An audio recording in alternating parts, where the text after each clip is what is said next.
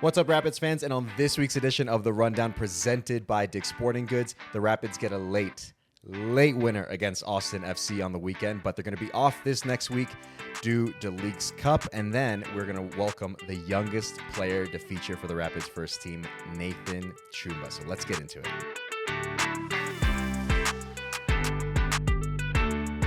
What is up, Rapids fans, and welcome to the Colorado Rapids podcast in this week's edition of The Rundown presented by Dick's Sporting Goods. I am your host, Mike Ravolo, alongside my good friend and resident Rapids legend, Drew Moore. Drewby, how we doing, brother? Always good to see you on a fine Tuesday morning. It's great to see you as well. I'm doing good. I feel good. I feel you and I were talking before we started. I've adjusted my schedule a little bit on Tuesdays when we do this recording, so I'm not actually on the field because in the past it's been a little stressful at times, like off the field, straight in here, trying to shower, sometimes not being able to shower, which I know you guys know the episodes that I didn't shower before on. But no, it's a little, we get a little bit more time to kind of prepare, and my anxiety levels are a little bit lower, and I just enjoy it a little bit more, So hopefully I look better and sound better than, I would literally at times be, on the field 7 or 8 minutes before I sat down in this chair, like ready to start going. So I feel good, and we're 3 points richer this week as well. See, like this man delivers, whether it's MLS Cup some years ago, whether he's running from the pitch straight to the podcast, not even bothering to shower. This man does it all. I know I joke all the time. It's like, what are you doing around here, Drew? Where you're just hanging out and providing the vibes, which I wouldn't be against, by the way. I wouldn't mind if you were just our vibes nice, guy at the Rapids.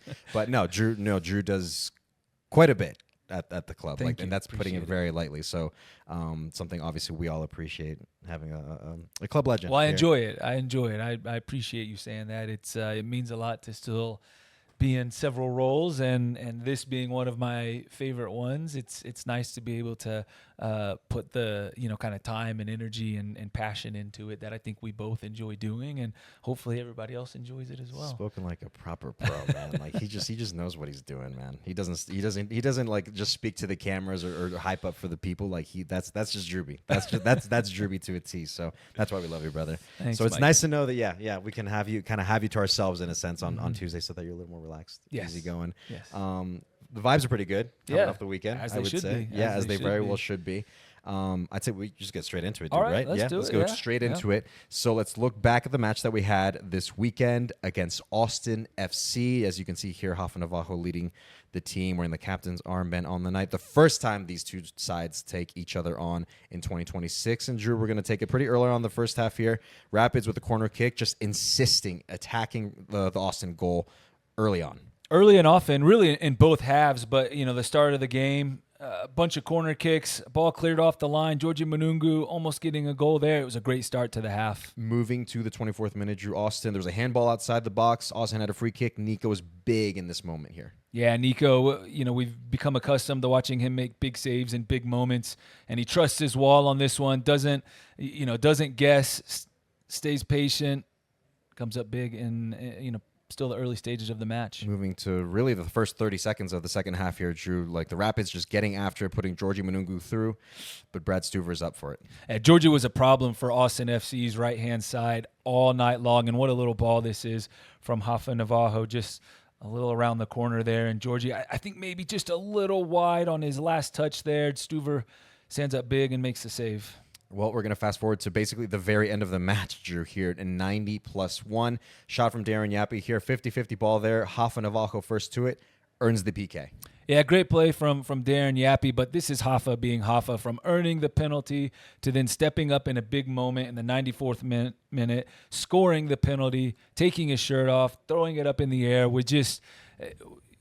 This guy just does a little bit of everything, and in a big moment when it looked like this match was going to go 0-0 and both teams were going to get a point, Rafa Navajo steps up, and then just one more time before the end of the match, Nico Hansen makes another big save as Austin was trying to get back into it. But a very important, it was frustrating at times, but ultimately the better team won on the night, and the Rapids go home with all 3 points. As you said it, Drew, Rapids with all 3 points with that 1-0 win on the night against Austin FC. We're going to go through the stats here from that match.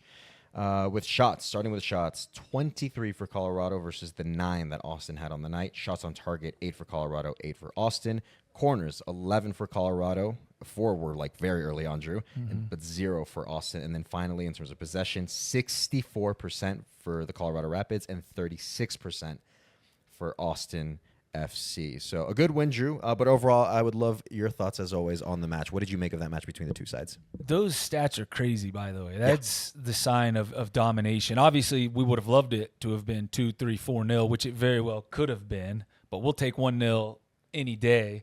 But those stats are incredible. Those stats are pretty incredible. Overall, a very good performance. Like I said, it was frustrating at times because we get into good spots and we have Austin pinned back early, especially early in the match, right, with a flurry of corner kicks and opportunities, and didn't find the breakthrough, right? And then, the first half kind of goes on, and then we start the second half really bright as well. I thought Matt Wells' subs made a big difference. I thought Darren Yappy came on and made a difference. Alex Harris, Donovan Phillip, all those guys came in and made a big difference. I want to give a little appreciation shout to Wayne Frederick. I thought he looked really good in his first start since kind of the halfway break there. Just both sides of the ball. He just brings so much energy and physicality and aggression. And Georgie Manungu continues to be a problem for defenses. He's just so good at getting into good spots. He still need to continue to fine tune kind of the end product, right? Because he should have probably more goals and assists than he does, but he's a problem, and it frees up space and attention for other players. A lot of good that went into this match. I thought the midfield play looked really good as well. This can be a cruel match sometimes, and it felt like we were heading towards a 0-0 game where we just did everything but score. But like we said during the highlights, Hafen Navajo steps up and delivers and delivers all 3 points. Yeah, I'm with you, Drew. Especially with that sentiment of like the frustration, right? And I think everybody can sense it, whether you're the players, the coaching staff, the fans. You feel like surely this is an opportunity for the Rapids to earn all 3 points against the side we feel we can do it, right? I mean, they'd shown it throughout the match. Like it was dominance. I think is being pretty generous in terms of whether you look at the stats or obviously how the match played out. Dominance is pretty generous, I would say, with how the Rapids went about their business against Austin on the night. But sometimes it feels like it's just one of those nights sometimes, right? You do wonder, is it just going to come down to a 0-0? Austin sneaks away with a point despite us having the ball the entire time. All the more clear-cut chances, imposing ourselves on Austin the way that we did, right? But then sometimes it just comes down to the fact that who wants it more? You know, when especially when you get so late into the game, like minds are going, legs are going. Who's going to step up and just like want it more? And Hafen Navajo of all people, right? He, with the work rate that he has, which for me is I can't think of many other number 9s in this league for sure, in the world, honestly. I would put him in that sort of scope, that work as hard as he does. And it's that hard work that earns him that PK that he eventually is able to score and add to his goal tally on the season and give the Rapids all 3 points. So it's not always going to be perfect every night. Ideally, if you're Hafen Navajo, you're banging in hat tricks. If you're the Rapids, you're scoring 4 goals, 5 goals a game, especially the way that Matt Wells wants to dominate every aspect of the game. That wasn't the case this time around. The Rapids really did impose themselves on Austin on the night. Austin had no solutions. They could not string more than 2 passes together for a lot of stretches throughout the match against the Rapids. But just the end product was missing, right? But this felt like one of those where like it felt like it could have come down to a 0-0, but who wanted it more? And it was Hafen Navajo and the Rapids who showed that and earned all 3 points and just showing that they wanted it more at the end of the night. And I think also, Mike, like, something needs to be said about the identity of this Rapid side, which is very clear. And it's exactly what Matt Wells says it's going to be. The players step on the field and know exactly what they're supposed to do in every phase of the match. Defensively, stout, like high pressure, high energy. They win the ball back in good spots. If they don't, okay, then sometimes they have to defend their box, and they do a very good job of that, right? And then in attack, right, play through the middle, right? The little zigzag passes in moments, especially in the first half, where it just, it's literally like a pinball going back and forth, and the ball gets out wide and we get into dangerous spots and get crosses in, right?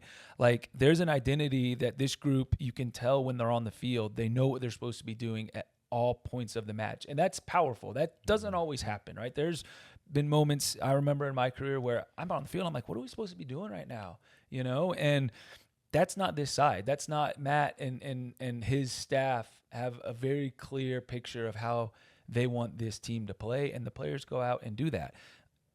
On another day, this game will end 3 or 4-0, right? Like no day. It felt very much like the Galaxy match where we won 4-1 at home, or the Houston match where we won 6-2 at home. We were more ruthless in those matches.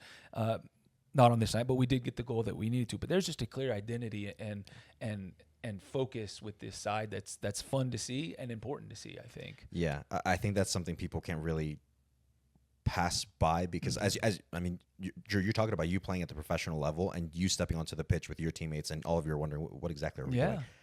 That can happen. Despite being in a professional environment and in the first division that isn't Major League Soccer here in the United States. I've heard, I've heard of instances of that happening, whether it's one that you mentioned just now or from other players I've talked to before who've said, there's been moments where we're wondering, what are we doing on the pitch? But obviously that is literally the opposite case. Complete opposite. With Matt Wells, everything is clear cut. It is demanding. It is a lot. Like Matt and the coaching staff, I think, understand that they do ask a lot of the players. But boy, is it clear. There's no doubt about that. So, and I think you can always see it, regardless of how the performance is on the night. More often than not, with the Matt Wells Rapid side, you can see what's happening there. If you're the opposing team, it's a matter of trying to stop it because of how dynamic and how energetic and how aggressive this style of play is. I mean, Drew, we saw on the night against Austin just didn't have really any solutions whatsoever. Their press was kind of on and off or all over the place, so they couldn't really get the ball back from the Rapids. And even if they did get the possession, like I mentioned earlier, they would string 1, 2, maybe 3 passes together. They just didn't have solutions. There was no solutions. Like if they snuck away with a point, they would have been very happy with that, considering how things went on the night. But Rafa Navajo had a different idea on the night, which was great to see. The Rapids are in all 3 points. Against Austin here at home, especially in front of the fans who always come out and support so fervently their Burgundy boys. Any performances in particular? I know there was quite a few that you did list off the bat there, Drew, when you were going through your recap. But anyone that kind of stuck out to you? Yeah, Wayne again. Wayne looked great. He's not somebody that I'd love to see him, and I was telling him this after the match, to score more goals and get more assists, right? Because he has everything else. You go and you contribute, a goal here or there, assist here and there. That would be massive. But I thought his first start back since the break, he looked great. I do think the substitutes that came on in Darren Yappy, who, his play leads to the penalty. Donovan Phillip looked really good in his run out, and Alex Harris came in and made a little bit of a difference. So the subs made a big difference, and those individuals I was happy about. And we have another guy that stepped onto the field as well, who is creeping up there in appearances for the Colorado Rapids. Making you a little nervous. I see you sweating right now. No, I want. Listen, Keegan Rosenberry is a guy that I would love to see at the top of the list for appearances for the Colorado Rapids, and he's not far away. But Keegan gets his 200th appearance, regular season appearance, for the Rapids, and what a professional he's been for this club, and he's worn the armband. He's been there through thick and thin. You always know what you're going to get from this guy, both on the field and in the locker room and everywhere else. He's just the consummate professional, and exactly the kind of guy you want to see right near the top of your all-time appearances list. How lucky we've been to have him here at this club, man. Like seriously, I don't say that lightly, just because of everything that he offers, not just as a player, which is pretty evident, right? Like everything he's done for this club up to this point, but just off the field as well, who he is, his presence, whether it's with teammates, with coaching staff, with other staff here at the club. And he's class, man. Like I don't know how else to describe someone like him, but just absolute class. And we've been very lucky to have someone like that here at the Colorado Rapids. So Keegan, you mentioned 200 regular MLS regular season appearances, puts him at 3rd all time in the Rapids in terms of appearances. Behind you, at 210, you're 2nd, and above you is Pablo. Yeah, Pablo Mastroeni over on that other club over there on the other side of the Rockies. He's at 225, so the all-time leader in appearances for the Colorado Rapids. But yeah, congrats to Keegan, man. Like that is not a small feat by any stretch of the imagination. And for him to be able to not just make the number of appearances that he's done, but the quality of them. If so, in the sense that he just shows the incredible player that he is, man. Like how many times he's provided so many good moments and quality to the side because of what he offered there in that right back spot, man. So long may it continue, man, because we are, like I said, we are blessed to have someone like a Keegan Rosenberry at this club, and for as long as we've had him. So long may it continue. Congrats, Keegan, on 200 appearances here with the club. Anything else from that match, Drew? I'd say it was complete dominance, like I said, and I'm being generous when I say that for the Rapids. Eventually get the result.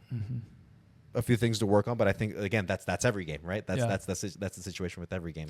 Yeah, you have to better yourselves in victory and in defeat, and a little break here from matches, obviously, but they're gonna start coming back really quick and heavy for the stretch of August that we're starts with the Sporting Kansas City match, but this was an important 3 points, and now 6 points, 2 wins since the break, both here at home, and we got to get used to being at home here in August. So it doesn't matter if it's late. 3 points is 3 points, and we take it and we move forward and look forward to the next one. Yeah, for sure, Drewby. So that'll do it for that recap against Austin FC. Again, happy that the Rapids are walking away with all 3 points from that, and a huge win on the night. We'll move on then to Around the Club, and I'd mentioned this in the previous pod, Drew. And again, even though this got with the schedule changed as we're changing the calendar of what an MLS season is going to look like, it won't be the case with 4th of July anymore, which it's a little dagger to the heart, I will say, because that's been a tradition here at the club, and I've always enjoyed it. But we will have fireworks nonetheless. We already had them after the Austin FC match, so if you came and were able to tune into that, fantastic. If you want to come a second time, or for whatever reason you missed the first time around against Austin, there's another opportunity to do so. Fireworks on August 29th. That is going to be after the huge Rocky Mountain Cup match against Real Salt Lake. So knock on wood that we're going to celebrate 3 points with some fireworks post-game. But there will be fireworks nonetheless, regardless of the result. Fireworks after that match on August 29th here at Dick's Sporting Goods Park. So you definitely do not want to miss that, because obviously I'd say we put on a pretty good fireworks show here at Dick's Sporting Goods. It's the best. Yeah. It's the best. I was going to be more humble, but yeah, we do the best. No, don't be humble. Yeah, we don't need to be. Not when you're the best. We actually do have the best fireworks show here in Colorado. So yeah, August 29th, after the RSL match, Rocky Mountain Cup, hopefully celebrating 3 points. Regardless of the result, fireworks after that match on August 29th. Moving on to the next tidbit that I had here for Around the Club is regarding our good friends, Rapids Unified, the Special Olympics team. So they played Saturday morning on Field 20, against Austin FC's, their Unified team. On the day, they lost 1-0 to Austin FC, and I was there covering the match and got to see their head coach, Molly Underley, and see all the kids, and I just get a joy anytime I'm around them. I just love it. So obviously not the result that they would have wanted. I know Molly, she's very competitive, it's not the result she would have wanted, but because of what the way she goes about her business with this Rapids Unified side, it's not just about showing up and facilitating this sort of experience. There's a little bit more to it in terms of having these kids understand that even despite a result like that, it's a matter of understanding what you can take away from a moment like that, right? So it's keeping your head up, persevering, moving forward, taking all their learning lessons that you can from a moment like this, and even when the wins, right? Last year, the Rapids Unified side had a really good season last year, where it felt like all they were doing was winning. But even in moments like that, Molly, what she's been able to do with this group, with any of the athletes or the partners that she's had in this group, is there's learning lessons along the way, which I think has been extremely valuable.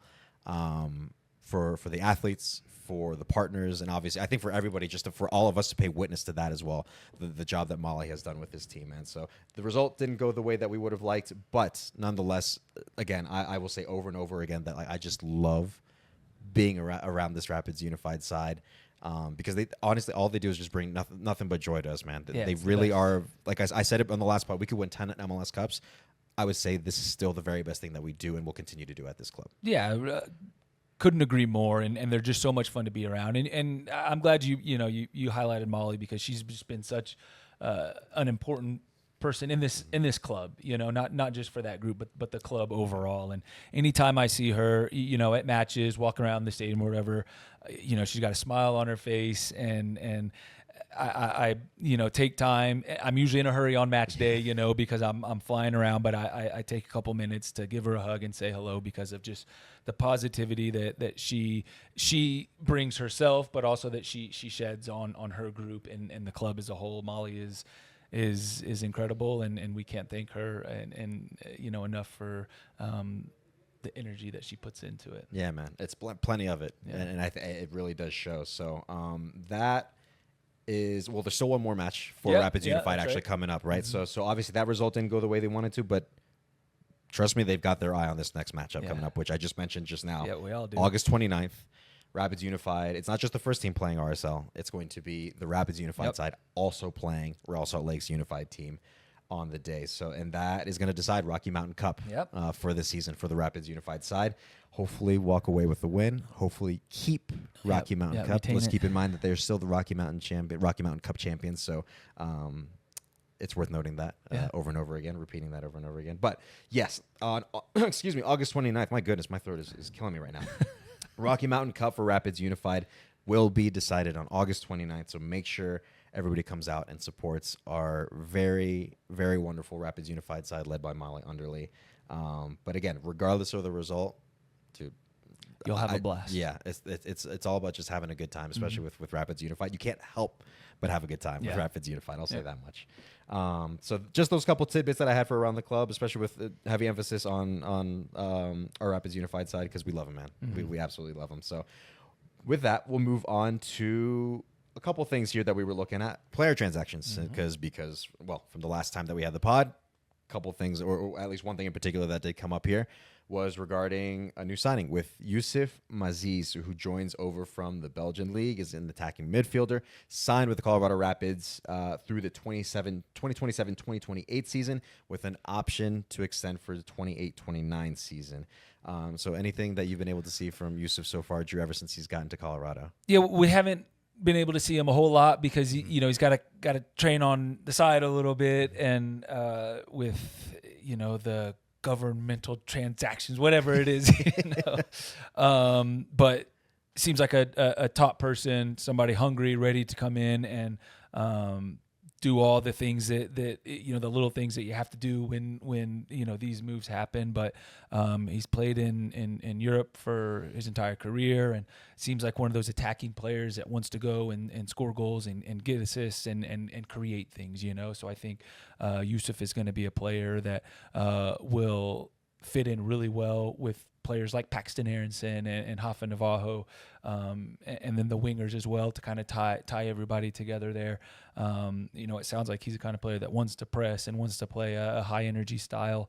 But again, just a few interactions with him, he seems mature and professional and like he's been in top environments. And so I expect good things from Yousef moving forward. Yeah, man, that's very exciting to have like a dynamic player like that who's going to fit into, as we talk about, a very dominant and aggressive style of play that Matt Wells and his coaching staff implements here at the Colorado Rapids. So another attacking piece in there to be able to contribute to what I feel is already a very dangerous side, but making it even more dangerous with Yousef Maziz coming into the fold.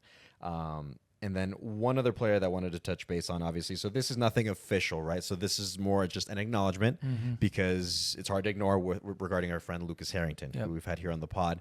Obviously, a lot of noise around him with these numbers and this move and that move and whatnot that's coming up. So more in an acknowledgement to say, hey, like obviously the reports are out there. I think everybody has seen the reports around our friend Lucas and what potentially where his future could lie. Obviously, as far as we're concerned, he's currently a Colorado Rapid. He's a defender here for the Colorado Rapids, and really, Drew, I think the thing that we could really speak to at least is just the incredible growth that we've seen from him, and from someone honestly that I've said time and time again, Drew, he's just so level-headed and wise beyond his years. Like I've said it before and I'll say it again, you could have fooled me if you told me he was 18 because he doesn't come across as such. So he's an incredibly mature young man who's obviously shown his quality in the few months that he's been here with the Rapids, playing in MLS.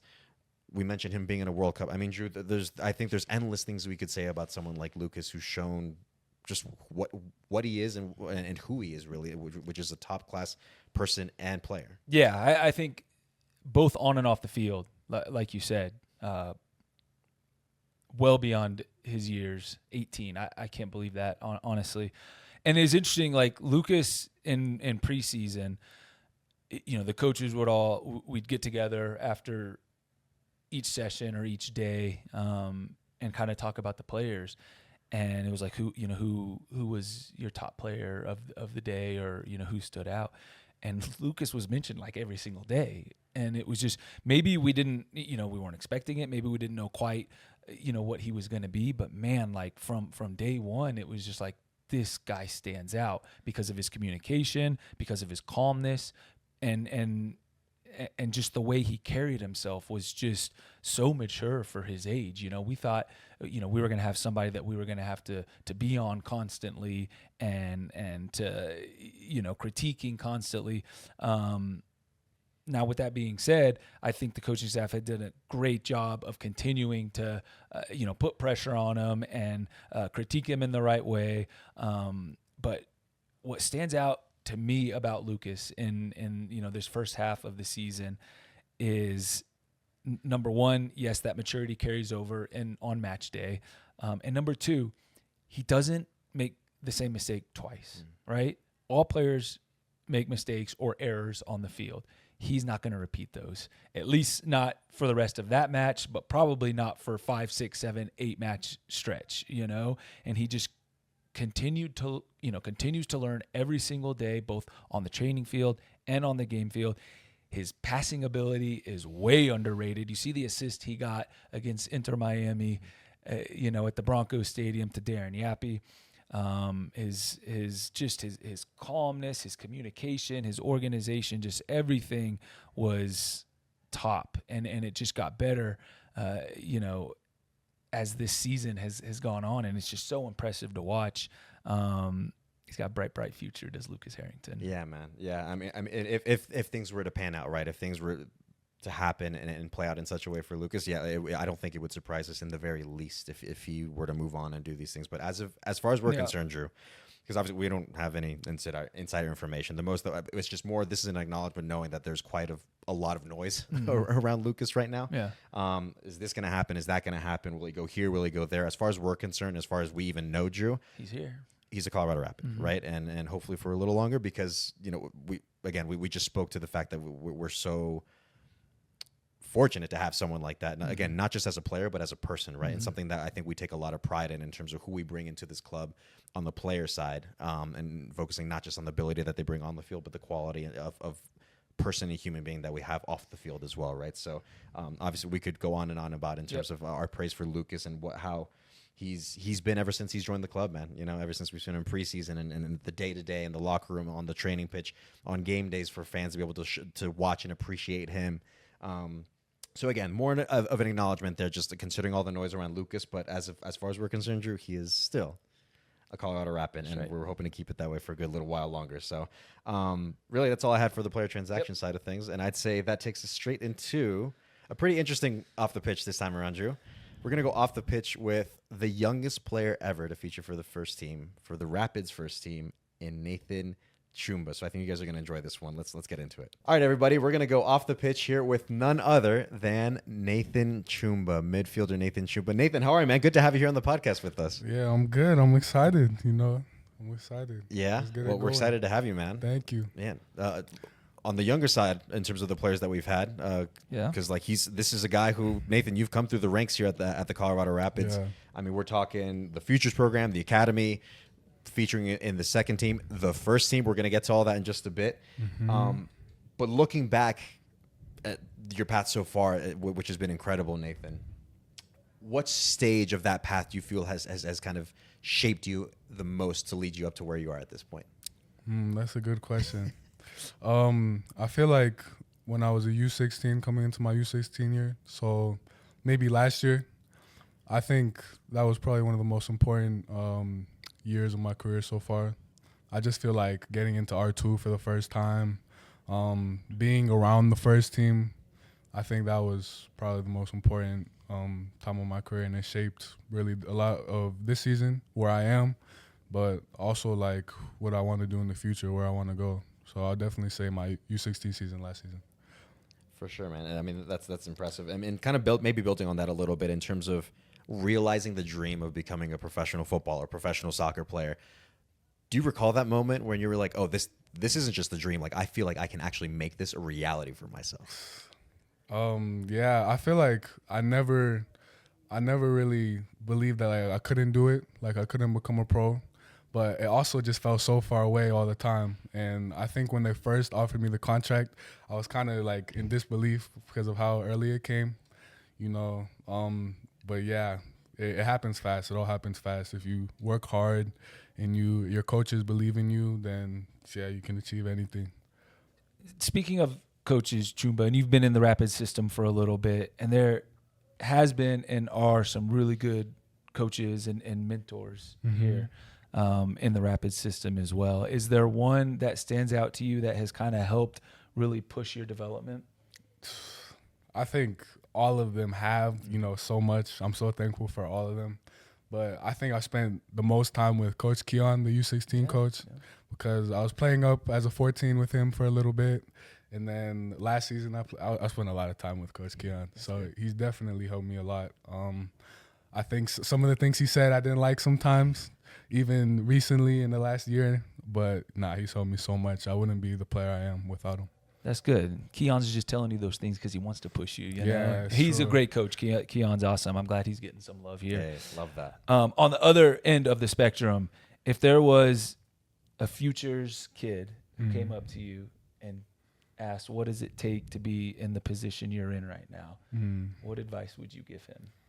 I think, of course, the on-field stuff. I think as you get older, the differences between the players in terms of like quality, it's fine margins. So I would say personality and confidence, like being able to talk to your coach, be coachable, listen to what he's saying and actually understand it tactically. I think that's super important, as well as the confidence to be able to get on the ball, to express yourself as you play. So I think the difference in the academy is actually the mental side of the game. Yeah. I think that's applicable almost to any level of the game, right? Like, no matter where you go around the world or what level you're at, like the mental aspect is huge when it comes to the game. So let's go into the Rapids 2 side of things, which very quickly you moved into Rapids 2, Nathan. You were the youngest signing in Rapids 2 history, which is that's remarkable in itself. When that moment came around for you to sign with Rapids 2, did the moment sort of register at the time, or you're just like, no, I just want to play. Like, I'm ready to go get some minutes and start featuring for the Colorado Rapids through Rapids 2? Yeah, kind of like what you just said. I just wanted to play. Like I wish I enjoyed it more, to be honest, in the moment. But I was so focused on the future and the games to come and the practices to come and kind of getting my first minutes with them. So yeah, I mean, it definitely registered, but I wish I enjoyed it more, to be honest. Yeah, I mean, again, incredible achievement that you signed. So, man, when I was your age, I was trying to figure out what I'm going to do with my life. Yeah. And you're out here like playing professionally, which is incredible, man. And that's a testament to all the work that you've put in to achieve that. And signing so young, for you, how were you thinking about that? Did you approach it as like, oh, this maybe puts a little bit of pressure on me signing at such a young age? Or were you like, oh, this is maybe confirmation of the fact that, oh, I feel like I have the ability and fully capable of being at this level? I definitely believed in myself and that like I belonged to be there. But there was also like a part of me that was a little bit doubtful, maybe isn't the right word, but I felt the pressure. There was expectations, definitely. And I think I just needed to put the work in and to train well enough for me to believe in myself. And after a week, 2 weeks, I felt like that was there. So, yeah. Let's take it even a step further now and talk about you're the youngest player to make your debut for the first team. So just a couple months ago. Yeah. 15 years and 141 days. Did you know it was 15 years and 141 Nah, days? I didn't. Well, it was. Yeah, it was. I saw you the day after. It was against Union Omaha, right? Yeah, You came on as a sub in a big moment. We had to shut things down. Yeah. You did extremely well. I asked you the next morning when I saw you in the hallway. I said, how'd it feel? What'd you think? And you said that you were a little nervous. You were nervous going in. Yes, I was. And do you remember what I said to you? What'd you say? I said you didn't look nervous. Yeah, I didn't look nervous. Yeah, I said you looked very much the part, very much ready for it. What do you actually remember about that day? I just If remember. anything. I just remember there's so much going on between. I had a little injury at the time, and there was a national team camp, and they told me that it was a possibility. They were playing Houston, I think. Yeah, It was a possibility that I could play in the first team game, and I was like, nah, it's not gonna happen. I'm gonna go, to the national team, and then Carts let me know that I was gonna be in the first team squad, and I can't lie, my heart dropped. I was so nervous, but when I came on, it was 1-0. We were defending a lot, so I just tried to do my part defensively, communicate. I don't even remember too much, to be honest. But I enjoyed it a lot. I'm super thankful that I got that opportunity. Yeah. And yeah. Was there any player, like veteran player in the locker room or on the field that helped you kind of settle your nerves with advice or saying anything to you, or any coach that said anything to you that kind of settled the nerves? Nah, everybody was super, inviting and positive, and they made me feel really comfortable. But of course, I would say Yappy. Yeah. I feel like I'm with Yappy a lot. I've trained with him in the off season, so yeah, I feel like he owe me. That's good. One homegrown looking out for another. Yeah, I love to hear that, man. Yeah. Love to hear that. We worked our way all the way up to first team. We're going to roll it back a little bit in terms of you playing in GA Cup, Generation Adidas Cup. That's a competition where academies, not just from the U.S., for those who maybe don't know, it's not just academy teams from just the U.S., but from around the world that are competing. So I think you're talking about your Real Madrids, River Plates, literally from around the world.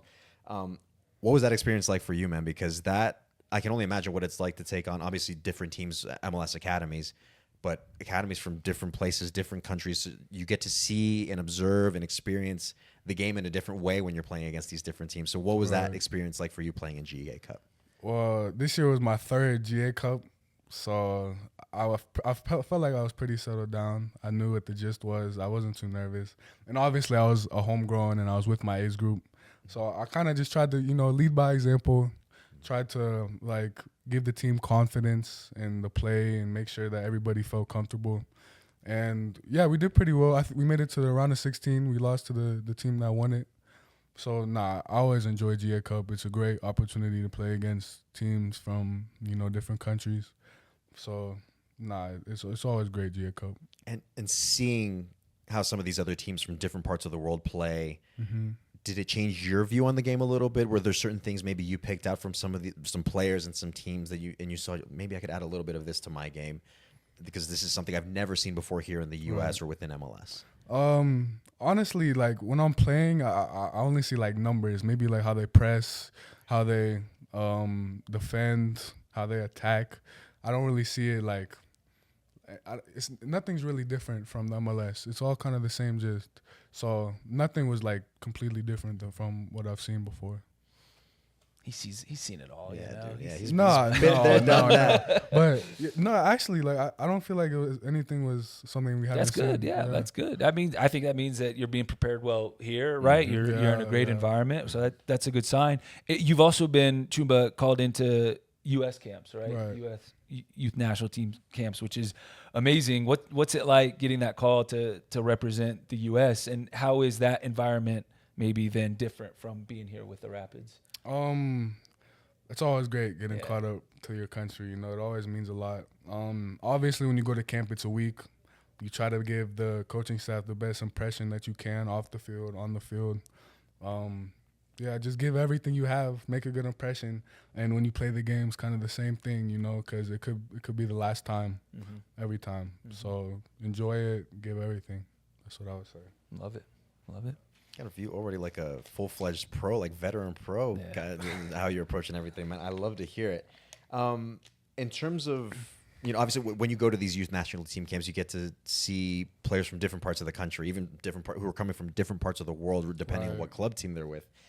So is that where you get to kind of take some time, if there is time even, for you guys to just kind of come together, share moments and experiences with each other, and even befriend some of these other guys that you get to meet? Not often, obviously, right? And maybe it's the last time you meet them because you don't know who's coming into camp next time around. So are there moments for you guys to just come together, get to know each other, befriend each other, and kind of carry those relationships as you go? Yeah, definitely. It's a change from playing against them and competing against them and actually, getting to know them as a person, so that when you play against them next time, you know them better as a person, but also as a player. So it's always great to go to those camps, to meet all the players and socialize and see a different side of them from competition. Yeah. It's gotta be fun, man. Again, just Yeah, like it because is. because it's just like getting to know people from different parts of the country, different parts of the world sometimes, right? And Right. taking experiences from them. I'm sure they're doing the same thing with you, considering the way you carry yourself, man. So Right. that's gotta be a lot of fun and very insightful as well. Yeah. Another one that I have for you here in terms of talking about these camps. Is there anything that you've learned from when you've gone to U.S. Youth National Team camps that you've brought back here with you to Colorado? Yeah, I definitely think like the confidence part of things, you know, because if you go there for a week and you're kind of a shell of yourself, you don't talk to a lot of people or dap up the coaches in the morning, then you know that's a really important side of it. And I think I'm kind of like a quiet person. I don't like to talk that much, so I think getting out of that comfort zone and being more extroverted. I think that's the biggest thing I brought back. Get uncomfortable to get comfortable. Yeah, exactly. If there's ever I were to part words of wisdom to anybody, which Yeah, for sure. Usually it's Druby here, or querido You viejo gotta be here. uncomfortable. You gotta be uncomfortable. Yeah. Man.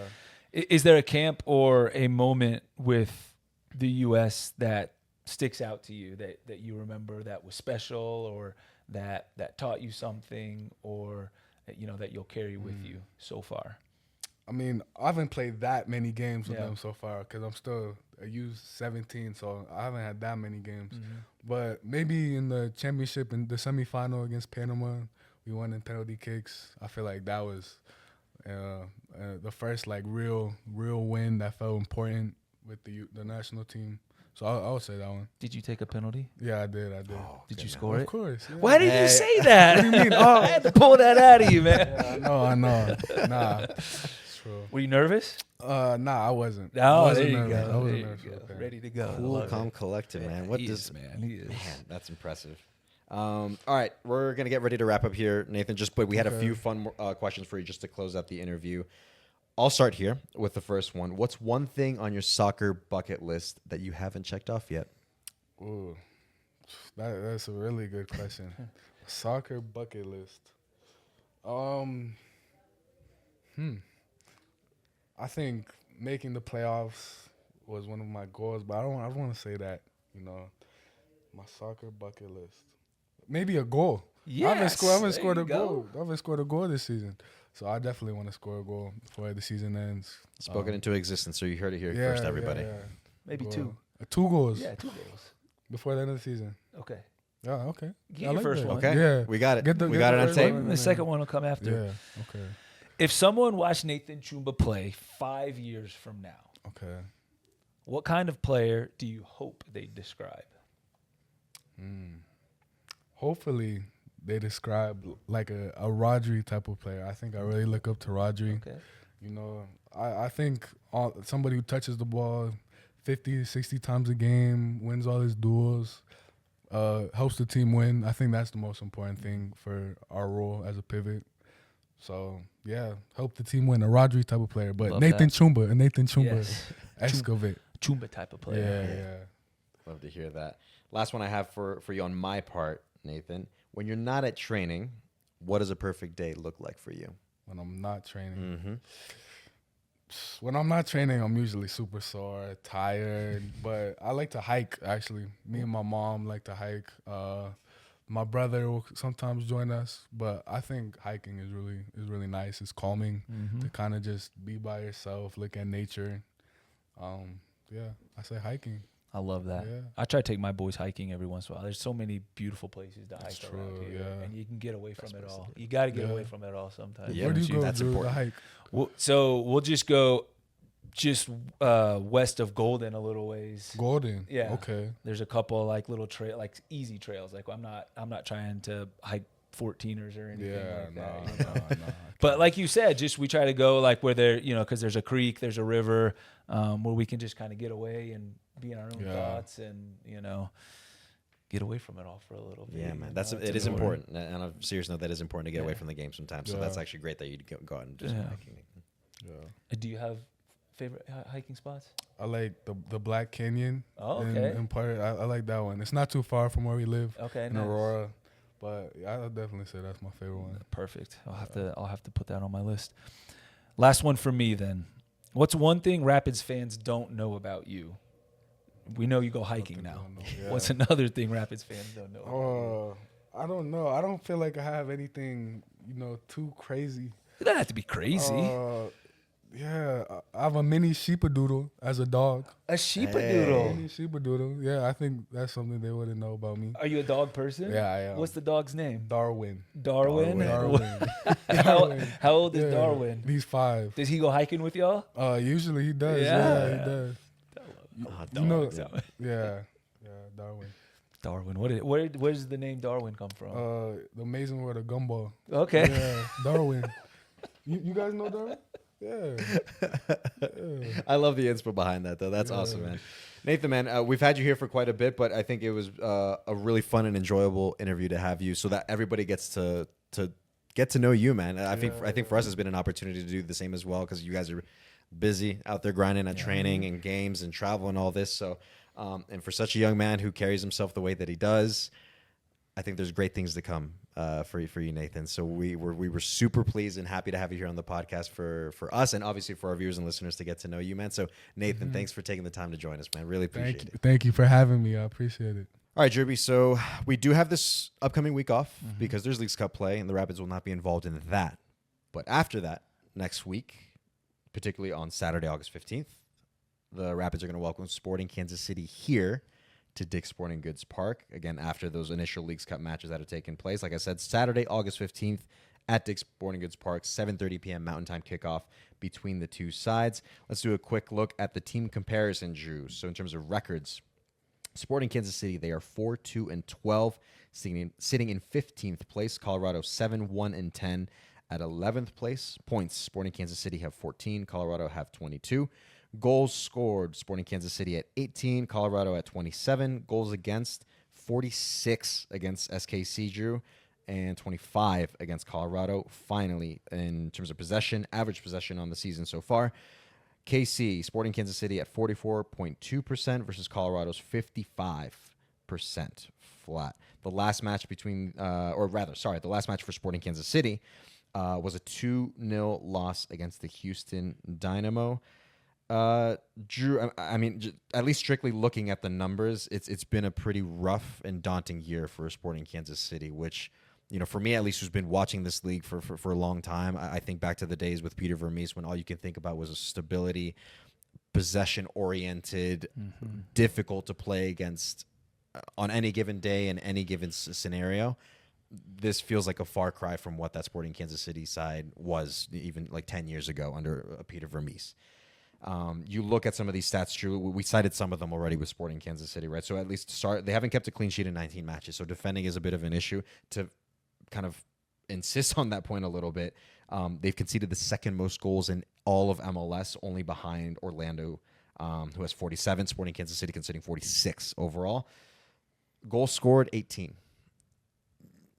That's tough. Like that's very difficult. It's hard to win matches when you're not scoring enough goals in a multitude of matches, right? However, having said that, the last time Sporting Kansas City was here in the building in Dick's Sporting Goods Park was on 4th of July and handed a 2-1 loss to the Colorado Rapids. So, what do you make of this Sporting Kansas City side, Drew? I know it's so easy to look at the doom and gloom of it, but maybe there is another side to it that we're all not thinking about or seeing with Sporting Kansas City. They have Dejan Joveljic. Listen, to be fair, despite all that, he's an excellent forward. He's shown his worth in this league for sure. He's fantastic, and we've talked about Joveljic on this podcast before of how much we respect him and his goal scoring prowess and really just the way he plays. He rolls his sleeves up and he's ready to go to work. But the first thing the first note I have on Sporting Kansas City is I feel like they lack true difference makers other than Joveljic, which he's not really. He's a goal scorer. He's a number 9 that he's a poacher. He wants to get on the end of things. He can create a little bit, but I just you've already painted a bit of a bleak picture for Sporting Kansas City because they're struggling right now, and that's the reality of it, and that happens sometimes, right? By far last in expected goals for, depending on what website or metric you look on, it's they're at the bottom for expected goals. Their goalkeepers have literally split matches. I think it's 9-9. They've conceded 46 goals, which is second worst. Only scored 18 goals, which is bottom. It's hard to find real positive thing. And I hate to say it, and I'm not like I don't want to jinx it type person. I'm not that. But they're struggling right now, our Sporting Kansas City. And I think, that they don't play very direct, so they want to try to play. They still want to try to have that identity of possession and playing through the middle. But they struggle to do that, and I think they get caught a lot in possession. Go and watch some of the goals they've conceded these past couple games. They're just brutal goals to give away where, you have the goalie just passing the ball to Houston, literally to Houston's forward right in front of them, who just, slots the ball in. And so I think there's a little bit of an identity issue there with Sporting Kansas City. I think they lack a little bit of athleticism at the back, although they've made a couple signings in the offseason to try to, or in the halfway through the season, whatever the World Cup break was, in this transfer window to try to rectify that a bit. But they're struggling right now, Mike. Yeah.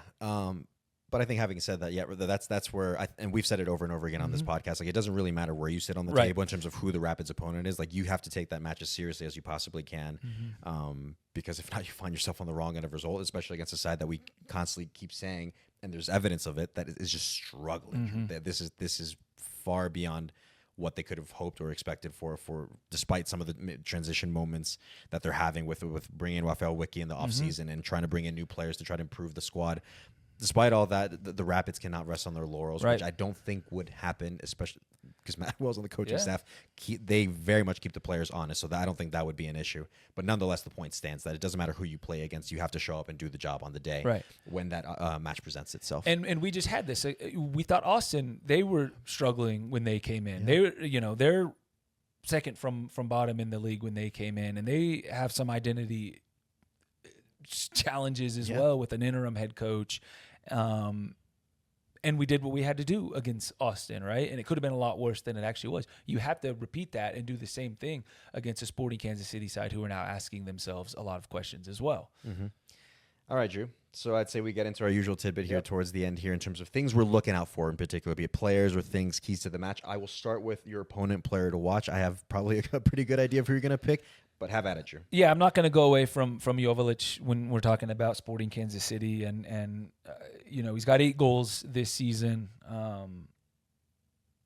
which means that only 10 goals from other players. I think the next highest goal scorer is they've got 3 or 4 guys on 2 goals. Calvin Harris being one of those, former Rapid who we know well, and they've got some good talent around Joveljic and Manu Garcia and Suleimanov. I believe Berg Janssen was sent off against Houston, so the Norwegian signing in this last offseason won't be a part of the match. But for me, Joveljic is the not only the most threatening player for Sporting Kansas City, one of the more kind of under the radar number 9s in this league. I don't think he's under the radar. Actually, I think a lot of people know about Joveljic from his time with the Galaxy. But he, as I said earlier, a goal poacher, ready to get on the end of crosses, key passes, can score with his head, can score. He can score from outside the penalty area. But when he's in the penalty area, you have to be aware of where he is. You have to be physical with him. You have to have a presence with him at all times, because if you give him just an inch, he's going to take a mile from it and he's going to score goals. He is one of the 9s that I respect most in this league, because I think he's got, a little Hoffa in him. I think he's got a little, just like I said, grit and does the dirty work. He's stronger than he might look. And everybody knows how we feel about Hoffa on this podcast. Joveljic has my respect as one of the just hardest working, producing number 9s in this league. And we have to, keep an eye on him on the 15th. Yeah. It feels like an obvious shout, but I think it's worth acknowledging because everything to what you just said, Drew. He showed his quality with the Galaxy, helping them win MLS Cup, man, after quite a while since the last time they were able to do that. And then even despite these last couple of years he's been with Sporting Kansas City, 1.5 years or so, even though they've kind of been in quite the rut the last 1.5 years, he seems to be the one consistent thing for them in terms of any sort of bright spot that they've had on the pitch, and so in any result in any instance, him providing the goals or at least providing that work effort. You know what you're going to get from him, whether you're supporting Kansas City or the opposing side. So yeah, no, I think that's a perfect shout, Drew. Even though it seems obvious, but I think it's a good acknowledgement because he's good. He's a very good forward, and I'm with you. I'm a fan of his as well. Like, he's a good forward in this league. Rapids player to watch, like I usually do. I'm going to cheat here a little bit. Okay. So maybe it's the recency bias kicking in a little bit from the Austin match in particular. But I'm going to say my Rapids player to watch is really going to be the whole starting 11 or anyone who's on the pitch at any given moment. The reason I mentioned the Austin FC match is because we saw that this team can dominate teams. No question about it. But sometimes maybe it's just whether it's on the day or in certain moments that certain things get away from Rapids players in terms of taking advantage of the final product, whether it's the pass or finishing off with the goal. Little moments that we talk about all the time, Drew, that do make the difference at this level, right? And as we mentioned, Austin FC theoretically was a side that the Rapids should have kind of not just dominated, but scored quite a few goals on. That was not the case because of some of these little moments maybe that were lacking in critical moments during the game for the Rapids. I feel like it's going to be the same story against Sporting Kansas City. You can look at this side and say they have the least amount of goals scored in the league, second most conceded in the entire league, and say, all right, we can kind of brush these guys off to the side. Shouldn't be an issue when we play against them. Obviously, the Rapids are not going to take that approach, right? But I think the Austin match will serve as almost like a learning lesson in a way in terms of how they're going to want to approach this Sporting Kansas City side in terms of just keeping themselves honest, put in the work, be clinical with your passes and with finishing plays. I think if the Rapids, whoever's on the field, your starting 11 and any of the subs who come on are just diligent about the job that they do on the night against Sporting Kansas City, they can very much score more than the one goal that they scored against Austin over the weekend. I think this is one of those games that has potential for the Rapids to do a 6 like they did against Houston, 4 against Galaxy. They do their bit. They can absolutely not just dominate, but score goals in bunches against Sporting Kansas City, but they just have to do their bit, be clinical with every little moment, every little detail in the game, and everything is going to show at the end in terms of the result. Yeah, and I like that, Mike, and I think it's fair. And I think also it's not just the 11 that start, it's the subs that come on and change the match, which we saw against Austin. We might have to see against Sporting Kansas City, regardless of what the score is, when changes do have to be made. And I'm going to build off of that for my key to the match, right? You said be clinical, right? Be quality. Mine's going to be very simple, like be ruthless. Be ruthless against a team that you should beat, against a team that you went to their place earlier this year and played them off the park and beat them 4-1, and it wasn't even close. I'd like to see a repeat performance from that. Now, that's very easy to say that. It's very easy to think that that's how it should look on paper here, right? But we say it all the time. These games are not played on paper, right? But you can go in with the mindset, with the mentality that I'm going to be ruthless against you. And when I have an opportunity to score a goal, I'm going to. When I have an opportunity to make a save, I'm going to. When I have an opportunity to win a header, I'm going to. When I have an opportunity to put my foot through you, I'm going to, right? And I'm going to dominate you like I dominated Austin 2 weeks ago in all facets of the match. And I'm going to continue to set the tone for this little run of form that we started back, when this break ended, when the World Cup break ended and the season got back underway. I can't even remember who we played in the first match back now. That's how much. Oh, San Diego. San Diego. I almost forgot too. But I'm gonna be ruthless and dominate all facets of this match. And I don't care who you guys are, where you are in the table. It's all about us tonight. So that's kind of my key. Yeah, no, I'm with you, Drew. I think maybe playing off that a little bit and what I was saying earlier, I think maybe my key would be just be mentally dialed in. So, and I say that just because, again, we just went through all these stats that show that Sporting Kansas City is struggling tremendously this year, Drew. But you can't just take that for granted and show up on the night and say, all right, this is a 4-0 result waiting to happen. At the end of the day, you have to show up and do it, right? So, like I said before, that doesn't imply anything with how Matt Wells, the coaching staff, and the players go about their business. Trust me, they're going to keep themselves honest going into this match. So, the quality, there's a disparity. I think we can acknowledge that for what it is, with the Rapids showing what they have and the Sporting Kansas City struggling to show whatever quality that they do have through Joveljic, Manu Garcia, whatever, right? I think it's going to be more being mentally tuned in, dialed in, prepared for this match if you're the Colorado Rapids, making sure that you keep yourself honest, do the work, take advantage of these little moments that we always talk about, make sure you're clinical with your passes and your touches, and all these tiny little moments that eventually build up to key moments, whether it's saving goals, scoring goals. the Rapids can very well earn a win against this struggling Sporting Kansas City side as long as they are mentally tuned in and kind of apply these other things we've been discussing, being ruthless, keeping themselves honest, mentally dialed in.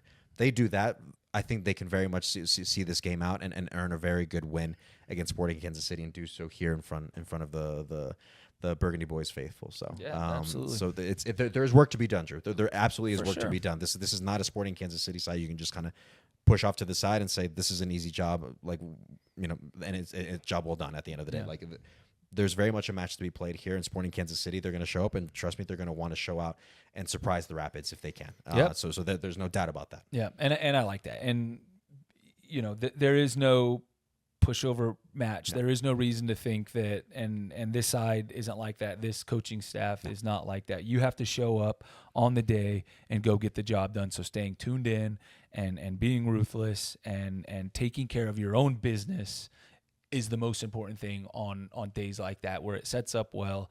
It doesn't matter once the whistle blows, once the ball is kicked. You have to go and command respect from your opponent and go and put it on them. Mm-hmm. Tricky one, Drew. Yeah. Even though they're sitting last in the West, and we've ripped off all these stats that say that they're struggling right now. But yeah, the Rapids, I think, will do the job. They will keep themselves honest and do what they need to do to make sure that they can see out that result. Mm-hmm. But it is a tricky match, I would say, for the Rapids. But nonetheless, I think the Rapids, it's an opportunity. Mm-hmm. An opportunity I think that they can take advantage of. But it's going to be a while Yeah. until we get to that match because we have this Leagues Cup is. break, and then eventually we have the week leading up to that match. And again, a reminder for everybody to be able to tune into this match. It is your Colorado Rapids, your Burgundy Boys taking on Sporting Kansas City here at Dick's Sporting Goods Park on Saturday, August 15th, 7:30 p.m. Mountain Time kickoff. You can always tune in on Apple TV. But as we always say, it's always nice to be here and watch your Burgundy Boys live.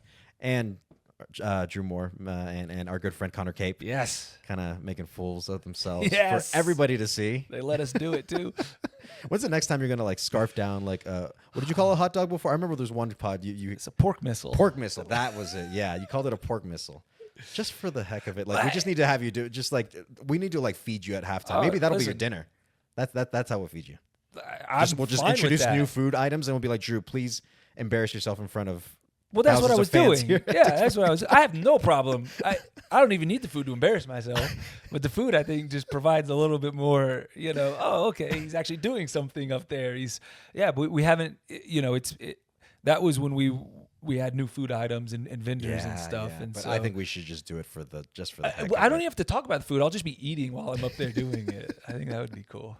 I mean, yeah, you It would be and my Cape are dinner. quite the tandem on Yeah, a it's game fun. day, man. It's I fun. enjoy it. So, all right. So maybe if anybody is willing to buy pork missiles for Drew and Connor Cape, be sure to stop by and toss them one because I think they could do with it before you guys are hopping on the radio because you guys are on the radio. You guys are We busy. run on game from day. there. Yeah, you guys are busy. So, all right, they're running. So make sure you're just chucking pork missiles at both of them when they're trying to get to the radio booth after out of bounds.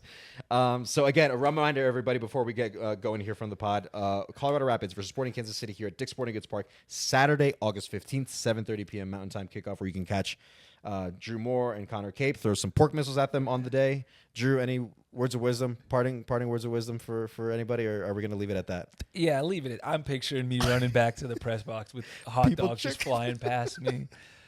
I'm grabbing it though if it's within. There we go. within reach. You got your So, license to throw pork missiles. Yeah, throw 'em at Drew ya. and Connor Cape. You'll be feeding them during the if you hear them munching during the altitude of the radio broadcast. I think you'll why. know exactly why. So, why. all right, that's going to do it for us on this edition of the podcast because we are so productive and professional as we always are with stuff like this. My thanks to producer Miles in the background taking care of us behind the scenes. As always, my good friend and resident Rapids legend, Drew Moore. I have been your host, Mike Ravolo. Come with your pork missiles on that Sporting Kansas City match here at Dick's Sporting Goods Park. Make sure you feed Connor Cape and Drew Moore. That's going to do it for us on this edition of the Colorado Rapids podcast. Have a good week, everybody.